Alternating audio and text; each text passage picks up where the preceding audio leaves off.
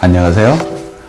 회복의 열망과 배움의 열정으로 이곳에 함께해 주신 여러분 환영합니다. 저는 한걸음 회복교실의 담임선생님 황쌤입니다.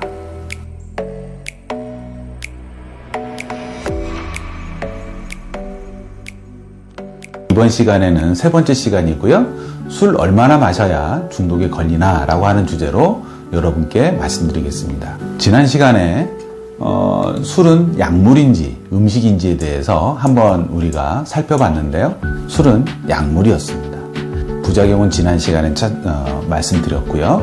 이번 시간에는 그 부작용에 걸리지 않도록 하기 위해서 그럼 무엇이 필요할까 하는 겁니다.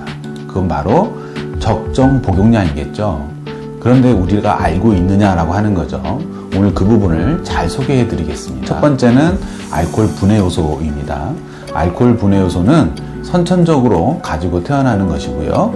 알코올을 간에서 분해할 때 그때 필요한 효소들입니다. 그거를 많이 가지고 있는 사람도 있고 적게 가지고 있는 사람도 있겠죠. 자, 내성이라는 개념이 있습니다. 내성은 내가 원하는 효과를 누리기 위해서 처음에보다도 더 양이 늘어난다라고 하는 것이죠. 그래서 한 잔 먹었던 사람이 세 잔을 먹게 되고 한 병을 먹게 되고 이렇게 늘어나는 겁니다. 그런데 내성이 늘어나서 주량이 늘어난다면 내 몸에 있는 알코올 분해 요소도 같이 늘어나면 좋을 텐데요. 알코올 분해 요소는 변함이 없습니다.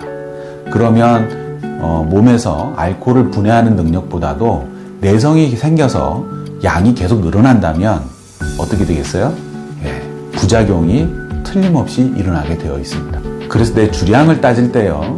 내가 한 병을 먹을 수 있어, 세 병을 먹을 수 있어 이렇게 정하는 게 아니고요. 알코올 분해 능력에 따라서 내 주량과 건강한 적정 복용량을 정하는 게 옳습니다. 그래서 세계보건기구에서는 알코올 분해 능력에 대해서 연구가 있었는데요. 성인 남성의 경우는 40g 이내에서 완전 분해를 한다고 되어 있고요. 여성의 경우는 남성에 비해서 분해 요소가 평균적으로 반밖에 있질 않습니다. 그럼 이 그람수만 얘기를 들어서는 생활에서 몇 잔을 먹으라는 얘기야 좀 헷갈리시죠? 그래서 표준잔 개념이라고 하는 걸 만들어냈습니다. 표준잔은 각국의 각 술의 전용잔들이 있죠.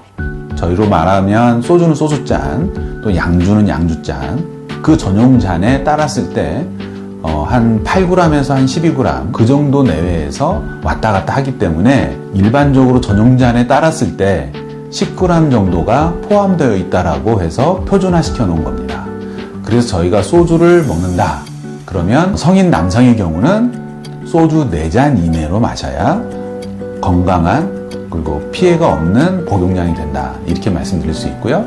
여성의 경우는 소주 1잔이나 2잔 정도 이렇게 드시는 것이 몸에 해를 주지 않습니다. 그러면 그 정도 양을 매일 먹으면 괜찮을까요? 그렇지 않죠. 2, 3일 정도를 간격을 두고 드시는 게 적절한 복용이고요. 그러시려면 일주일에 한 1회나 많아야 2회 정도만 이렇게 드시는 게 적정할 것으로 보고 있습니다. 술 얼마나 마셔야 중독이 걸릴까요? 당연히 남용을 많이 하면 할수록 중독에 걸릴 확률은 높아지겠죠?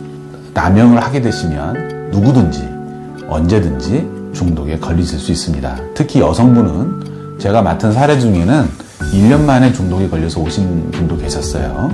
그래서 술을 과음하는 것 자체를 여러분들이 하시면 안 되고요. 술을 과음을 하셨어도 상당히 기간을 두고 술을 줄여나가시는 게 매우 필요할 것이라고 봅니다. 물론 술로 이미 부작용이 심하셔서 술을 더 이상은 드시지 말라고 하는 술 금지령을 받은 우리 선생님들은 술의 한 잔만으로도 부작용이 다시 일어날 수 있기 때문에 절대 금주하셔야 될 걸로 합니다. 오늘 술을 어떻게 마셔야지 중독에 걸리지 않는지 적정 음주량에 대해서 말씀드렸습니다. 도움이 되셨나요? 그러면 다음 시간에 뵐게요. 오늘은 여기까지.